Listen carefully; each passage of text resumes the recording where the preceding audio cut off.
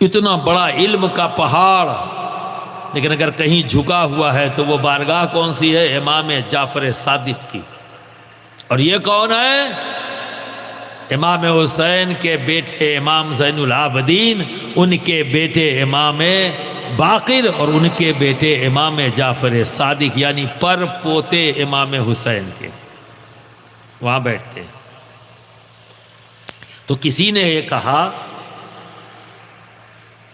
کہ ہمارے درمیان میں ایک عالم ہے نعمان بن ثابت، وہ شریعت میں دماغ کا استعمال کرتے ہیں۔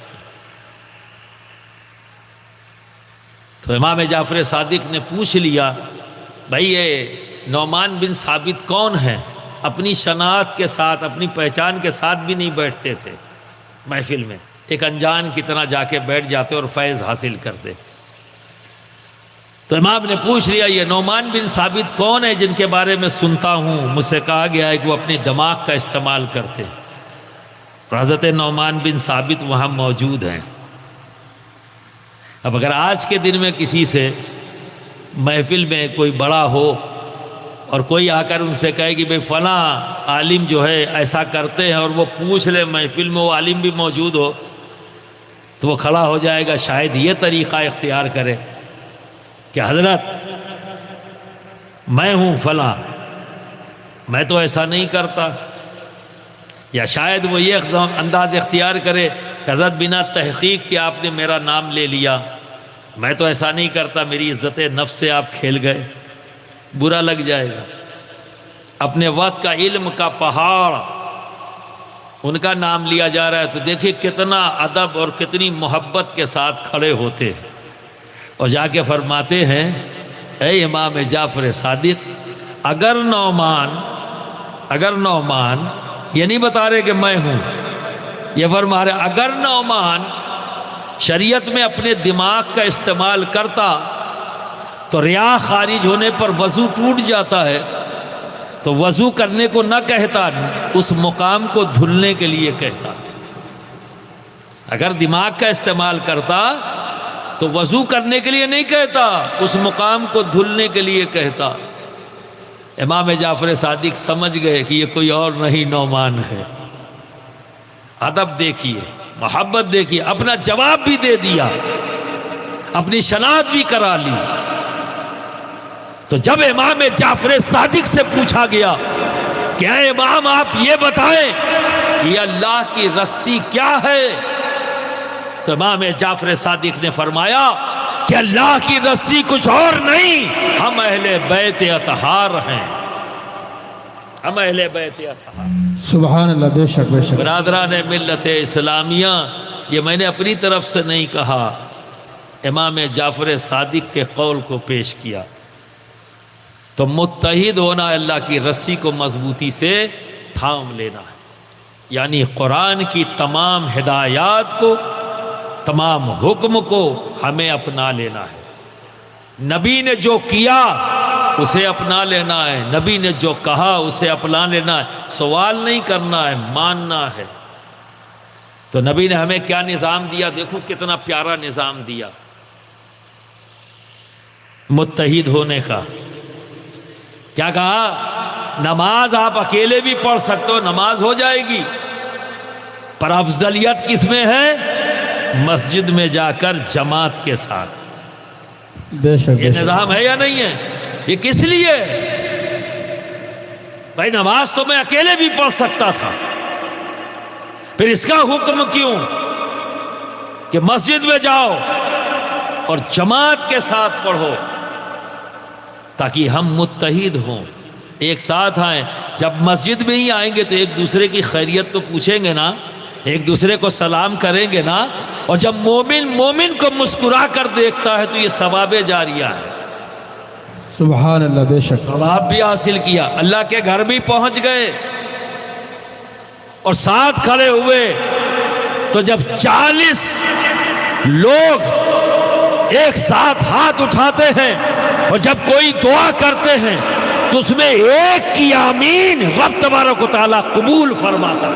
سبحان اللہ، بے شک بے شک۔ تم اکیلے نہ جانے کتنے لوگ دعا کرو گے، ممکن ہے وہ دعا بارگاہ خدا بندی میں مقبول نہ ہو، لیکن متحد ہو جاؤ، اکٹھا ہو جاؤ اور 40 تک پہنچ جاؤ تو کسی ایک کی آمین پر رب تبارک و تعالیٰ اس دعا کو قبول کر لے۔ سبحان یہ ہے اللہ سبحان اتحاد کا فائدہ۔ تو بھائی پریشان ہونا تو دعا کرنی پڑے گی نا، کون دور کرے گا پریشانی؟ کون دور کرے گا؟ رب۔ تو جو طریقہ اس نے بتایا اس کو اختیار کرو نا، دور وہ کرے گا، پر طریقہ اس نے بتا دیا، اس کے حبیب نے بتا دیا، اکٹھا ہو جاؤ پانچوں وقت۔ جب 40 ہے، ہماری تو آبادی کسی بھی مسجد کے پاس کی ایسی نہیں جو 40 سے کم ہو، اکثریت مسجدوں کی اس کے آس پاس کی آبادی صرف 40 کی ہے۔ جب میں یہاں پہلی بار آیا تھا تب وہ مسجد ایک دم سڑک سے دکھتی تھی، پورا پلاٹ، آج آ کے دیکھا تو کہیں پلاٹ ہے ہی نہیں، سب آبادی بن گئی۔ تو اس وقت ہو سکتا ہے کہ اس کے مقتدی 10-15 رہے ہوں، لیکن آج کیا 40 ہے؟ میں نے خود اپنی آنکھوں سے دیکھا، آباد ہو گیا۔ تو برادران ملت اسلامیہ جب 40 پر دعا مقبول ہو جاتی ہے تو جب سب اور اکٹھا ہوں گے تو ہے نا۔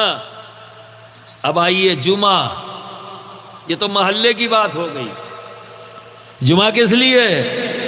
کہ اور دائرہ بڑھاؤ، اور زیادہ متحد ہو کر پہنچو، اور زیادہ نمبر کے ساتھ پہنچو، تاکہ جب زیادہ لوگ ہوں گے اور جب زیادہ لوگ کے ہاتھ اٹھے ہوں گے اور زیادہ آمین ہوگی تو زیادہ مقبولیت ہوگی، بے شک بے شک ہے نا۔ اس کے بعد پھر کیا نظام بنا؟ پورے علاقے کے لوگ ایک جگہ اکٹھا ہو جاؤ، ساری مسجدوں کے مقتدی ایک جگہ اکٹھا ہو جاؤ، جس جگہ کا نام کیا ہے؟ عیدگاہ۔ سبحان اللہ بے شک بے شک سمجھ رہے نا کہ اگر آبادی کم ہے تو کئی مسجدوں پر ایک مسجد کو جمعہ قائم کرو تاکہ ساری مسجدوں کے مقتدی ایک جگہ اکٹھا ہو جائیں، اور اس مسجد میں اگر صفیں نہیں بھر پا رہی ہیں تو 3 مسجد پر، اگر ایک مسجد پر ساری صفیں بھر جاتی تو جمعہ وہاں قائم کر لے، اور اگر آبادی بڑھ گئی ہے کہ ہر مسجد کی صفیں بڑھ رہی ہیں تو جمعہ قائم کر لیجئے۔ تو یہ نظام کیوں دیا گیا؟ کیا اس سے آپ کو سبق نہیں ملا متحد ہونے کا، اتحادی کا؟ تو ہے، ایک ساتھ اکٹھا ہو کر اپنے معاملات کو جو تمہیں رب سے چاہیے، جو تم اپنے رب سے طلب کرنا چاہتے ہو، سب مل کر مانگو۔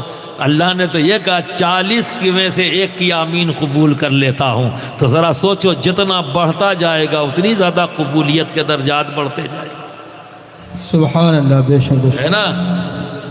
کیا ہم نے اکٹھا ہونا شروع کیا؟ نہیں، ہم توڑتے جا رہے ہیں۔ تو جب علاج بتانے والا ہمارا نبی وہ علاج بتا دیا اس نے، ارے جب ہم اس پر عمل ہی نہیں کریں گے تو پھر ہوگا کیا؟ تو صرف جان لینا کافی نہیں ہے، عمل کرنا بھی تو ضروری ہے۔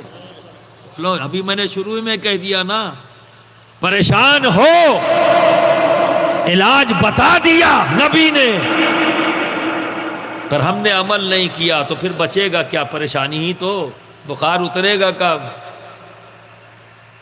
بولو، ابھی آپ نے کہا تھا نا کہ جاننا بھی ضروری ہے اور اس پر عمل کرنا بھی ضروری ہے۔ تو اب بتائیے، آپ جان گئے کہ اللہ چاہتا ہے کہ متحد ہو جائیں ہم، اب جان گئے ہیں تو متحد ہوئیے نا عملی طور پر، تو جو طریقے ہمارے نبی نے بتائے ان تمام طریقوں کو ہمیں اپنا لینا ہوگا، ان تمام طریقوں کو اپنا لینا ہوگا، اب متحد ہو جائیں گے تو ہم اپنے مسائل کے حل نکالیں گے، ایک دوسرے کو احساس ہوگا کہ ہم اکیلے نہیں، میرے بھائی لوگ موجود ہیں، تو ایک مذہب